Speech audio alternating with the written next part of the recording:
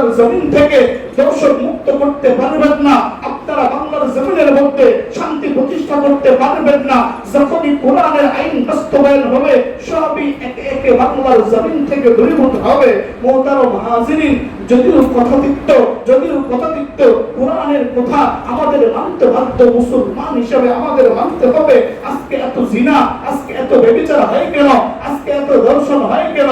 ছোট এই 8 থেকে 9 বছরের বাচ্চা রামের সাথে অকদরে তাকে দর্শন করার পরে শুধুই তাই নয়, তাকে হত্যাও করা হয়েছে। আরে আমাদেরকে মিষ্টি কথা শুনিয়ে আমাদের শরীর ঠান্ডা করা যাবে, আমাদের রক্ত গরমগুলো নিভিয়ে দেওয়া যাবে? আরে না, আপনি কোরআনি আইন বাস্তবায়ন করেন, আপনি একজনকে বা দুইজনকে ওই রকম কোরআনি হুকুম বাস্তবায়ন করার পরে দেখবেন সব ঠিক হয়ে যাবে। আরে আল্লাহ রাব্বুল আলামিন পবিত্র কালামে তো বলেন, আস-সানিয়াতু ওয়াজ-জানি ফাজলিদু কুল্লা ওয়াহিদিন মিনহুমা মিআতা জালদা। যে সমস্ত ব্যভিচারিণী পুরুষ এবং মহিলা যদি বিবাহিত হয়, আর যদি তারা জিনা ব্যভিচার করে, আর যদি তারা পরক্রিয়ায় লিপ্ত হয়, ওই সমস্ত পুরুষ বা নারীকে সর্বসম্মুখে তাদেরকে বস্ত্র নিক্ষেপ করে হত্যা করো।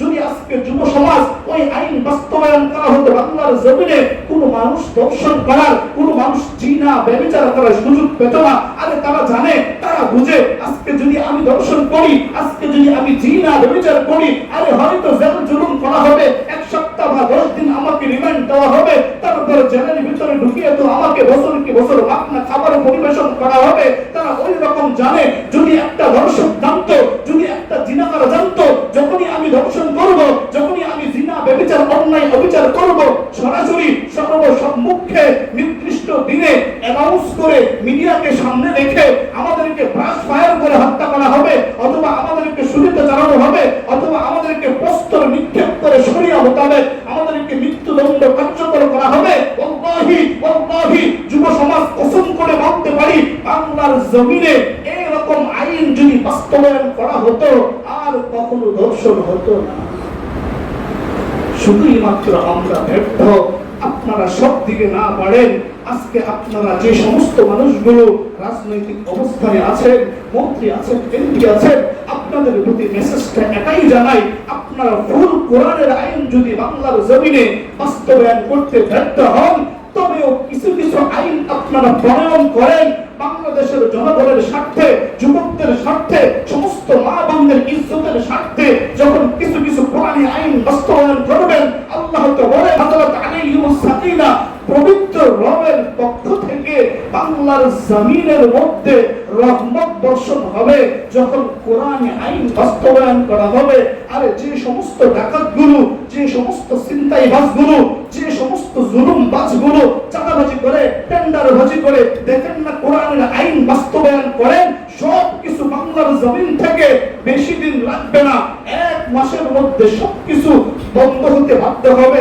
আরে আল্লাহ তো পবিত্র কালামে বলেন, যে সমস্ত মানুষগুলো ডাকাতি করবে, যে সমস্ত মানুষগুলো ছিনতাই করবে, যে সমস্ত মানুষগুলো মানুষের ধন সম্পদ তাদের থেকে ছিনিয়ে নেওয়ার প্রচেষ্টা করবে, ওই সমস্ত ব্যক্তিদেরকে কি শাস্তি দেওয়া হবে?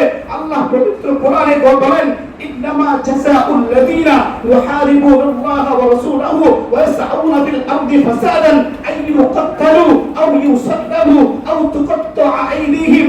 যে সমস্ত মানুষগুলো ডাকাতি করবে, যে সমস্ত মানুষগুলো পরের হকগুলো, পরের সম্পদগুলো অস্ত্র পাচার করে, ছুরি চালিয়ে মানুষের সম্পদ আত্মসাৎ করবে, ওই সমস্ত ব্যক্তিদেরকে ধরে তোমরা কত্তালুহু আও ইউসাল্লাবুহু, তোমরা তাকে হত্যা করে দাও কোরআনী আইন, অথবা তোমরা তাকে শুলিতে চড়াও, অথবা তোমরা ওই সমস্ত ব্যক্তিবর্গকে ধরার পরে তাদের বাম পা, ডান হাত অথবা বাম পা বিপরীত মুখে তোমরা কেটে দাও।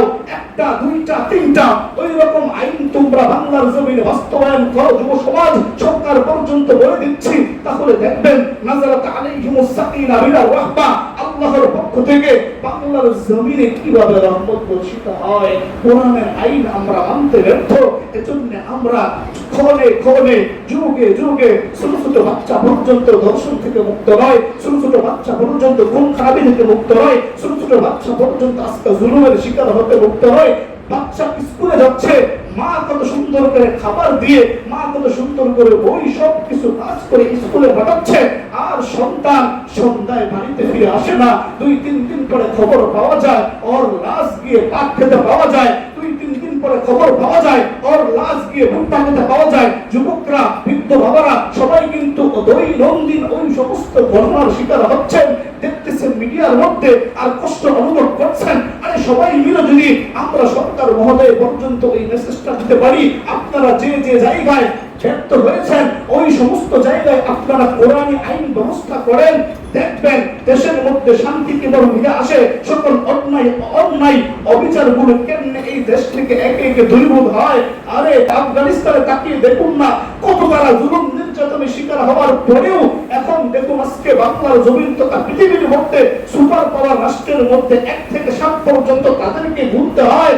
1 থেকে 7-এর ভিতরে তারা অর্থনৈতিক সব দিয়ে তারা সবার অগ্রে, সমস্ত টাকা পয়সার দিক দিয়ে তারা অগ্রে। কেন অগ্রে? শান্তি কেন আসতেছে? শুধুমাত্র একটাই কারণ, ওই আফগানিস্তানের মধ্যে যে সমস্ত মানুষগুলো নেতার আসনে বসেছে, যে সমস্ত মানুষগুলো মন্ত্রীর আসনে বসেছে, 30 জন থেকে 28 জনের কোরআনে হাফেজ। সুবহানাল্লাহ। চিন্তা করে দেখুন, যাদের ভিতরে কোরআনের এলেম রয়েছে, যাদের ভিতরে হাদিসের এলেম রয়েছে, আর যে দেশের মধ্যে কোরআনী আইন বাস্তবায়ন হবে, হাদিস মোতাবেক জীবন পরিচালনা করা হবে, দেশ পরিচালনা করা হবে, মদিনার সনদ অনুযায়ী দেশ পরিচালনা করা হবে, আর ওই দেশে শান্তি আসবে না, কোন দেশে আসবে? আমার কথা হলো বলে দেওয়া, আমার কথা হলো মানুষকে কোরআন হাদিস শুনিয়ে দেওয়া। প্রত্যেকটা দাঈ ইলাল্লাহ তাদের উদ্দেশ্য হলো হক কথাগুলো জনগণকে, সমাজকে, এলাকাকে, প্রত্যেকটা পুত্রকে তারা হক কথা বলিয়ে দিবে, আর তারা শুনে শুনে এটা বাস্তবায়ন করার জন্য তারা একতাবদ্ধ হবে, একতাবদ্ধ হয়ে আন্দোলন করবে। হকগুলো বাংলার জমিনে যদি বাস্তবায়ন হয়, দেখবেন মারামারি, খুনাখুনি, চাঁদাবাজি, মদ্যপান, টেন্ডারবাজি, সমস্ত দর্শন বাংলার জমিন থেকে একে একে সবকিছু চিরতরের জন্য মুছে যাবে। এজন্য আমার একটাই মেসেজ, কোরআনী আইন বাস্তবায়ন করা, হকটাকে বাস্তবায়ন করার প্রচেষ্টা যখন যুবক ভাইরা একে একে চালাইবেন, দেখবেন জমিনের মধ্যে শান্তি প্রতিষ্ঠা হবে। সত্যি কথা বলতে কি দুঃখজনক হলেও সত্য, এই সমস্ত কথাগুলো কেন বলা হলো? দুঃখ মানে না, কষ্ট মানে না। আমি আমার বাংলাদেশও ছোট ছোট বাচ্চারা আজকে দর্শনের শিকার হচ্ছে, আজকে নবজাতক শিশুদেরকে অকাতরে জুলুম নির্যাতন করে কবরে পাঠানো হচ্ছে। তাদের কি দোষ ছিল? তারা তো শুধুই মাত্র নিষ্পাপ, বেগুনাহ, মাসুম।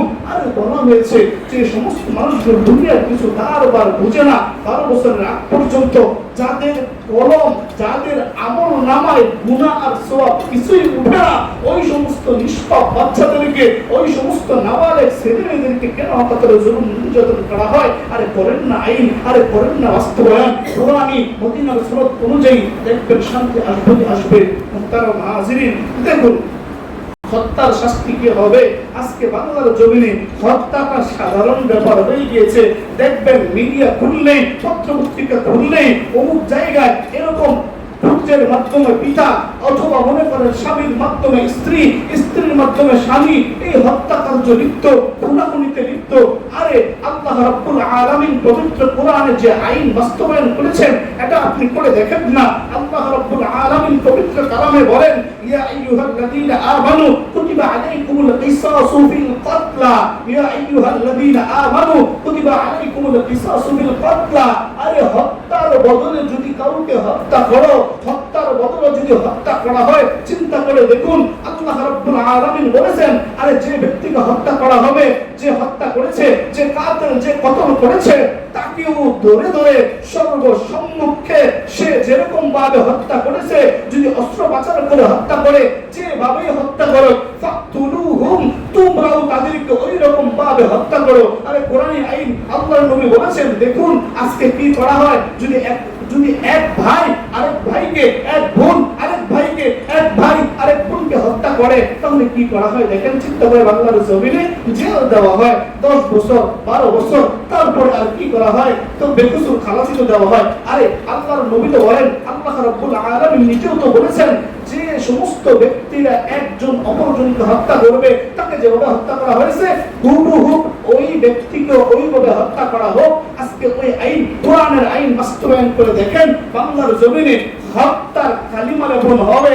আর কেউ খুনাখুনি করে জটলা ভাষা সৃষ্টি করে হত্যা করার সুযোগ পাবে না। তার মাথার ভিতরে একটাই টেনশন থাকবে, আরে আজকে যদি আমি তাকে অস্ত্র দিয়ে আমি তাকে খুন করি, আমি তাকে হত্যা করি, ঠিকই ওই রকম ভাবে সর্বসম্মুখে মিডিয়া ওপেন করে আমাকেও হত্যা করা হবে। খবরদার, তার মাথার ভিতরে একটা চিন্তা আসবে, আমি ওই সমস্ত কার্যকলাপে জড়িত হব না। আর যে সমস্ত দেশে, যে সমস্ত জায়গায় কোরআনী আইন বাস্তবায়ন হয়েছিল, ওই জায়গার মতো শান্তি আসমান এবং জমিনের ভিতরে কোথাও হয় নাই। এজন্য কোরআনী আইন বাস্তবায়ন করা হবে।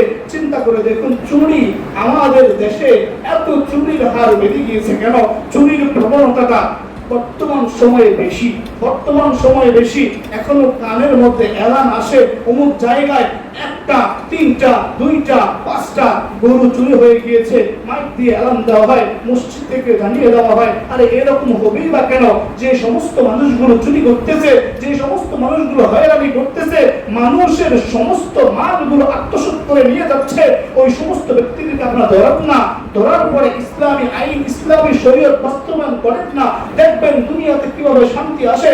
আল্লাহ তো বলেছেন, আস-সারিকু ওয়াস-সারিকাতু ফাকতাউ আইদিয়াহুমা, যে সমস্ত চোর এবং চুরনি যারা চুরি করবে, আরে লিমিট তো বলে দিল উলামায়ে কেরাম, লিমিট তো বলে দেওয়া হবে মসজিদের রিমোট থেকে কতটুকু মাল, কতটুকু সম্পদ চুরি করার পরে তার হাত দয় কাটা হবে। আজকে ওই ফয়সালা করেন না, ওই আইন বাস্তবায়ন করেন না, যারা চুরি করবে তাদের হাত দয় কেটে দেওয়া হবে। তখন চোর চিন্তা করবে, আমি যে আজকে চুরি করতেছি, আরেকজনের সম্পদটা আমি অপহরণ করতেছি, আমাকে ধরার পরে তো আমার দুই হাত দয় কবজি থেকে কেটে দেওয়া হবে। ওই চিন্তা যখন তার মাথার ভিতরে আসবে, যদি ধরা পড়ে যায়, এই চিন্তা যখন তার ভিতরে থাকবে, পশ্চিম কালেও কোনো চোর চুরি করতে সাহসও পেবে না, চিন্তাও করতে পারবে না। দেখেন না আল্লাহর নবী সমাজ ব্যবস্থা করেছেন না, সুন্দর করে জান্নাতি পরিবেশ হয়েছে না? 99 হিজরি থেকে নিয়ে 101 হিজরি পর্যন্ত ওমর ইবনে আব্দুল আজিজ শাসন করেছে না? ইসলামী আইন হুকুমত প্রতিষ্ঠা করেছে না? করার পরে কি হয়েছিল? ওই জমানায় আমরা এখনো কিতাবে পড়ি, এরকম শাসন ব্যবস্থা ছিল, এরকম কোরআনী আইন ছিল। ভাগ এবং সাগর এক ঘাটে পানি খেত, একে আরেকের উপর জুলুম করার সাহস পেত না।